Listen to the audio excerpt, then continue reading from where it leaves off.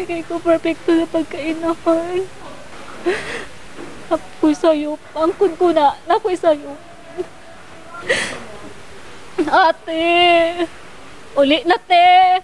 Kabalo biya ka sa ko, ate. Palangga kay taka. Palangga kay taka, nak.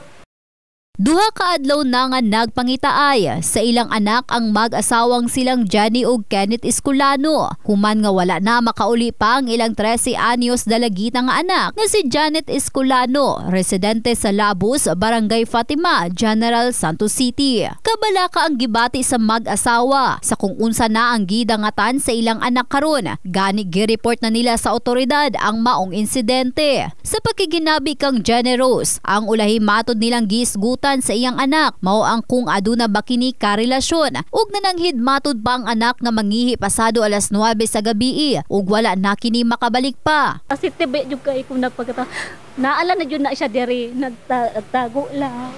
Wa jud ko naguna-una og dautan sa akong anak na unsa man siya. Nalang na akong anak diri.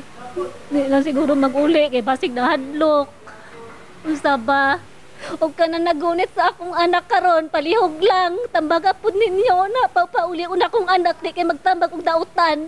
Dilit po ninyo punggan akong anak. Wala kayo, super kabala ka. Gisultian lang man matod niini ang iyang anak. Gani adunay usa sa ilang silingan. Matod pa ang nakakita kang Janet nga adunay kauban apan wala na matino ang sunod niining direksyon. Rason sa ilang kabalaka. Duda sa inahan nagtago-tago kini sa pagtuong nga kasab-an. Apan minsay ni Generous sa iyang anak. So kung na si mami, kung kay sayo, pero mawala madihapon. Mawala ba akong kasuko, human kasuko sa inahan, mawala ba dayong kabalo ba ka sa akong batasan, te.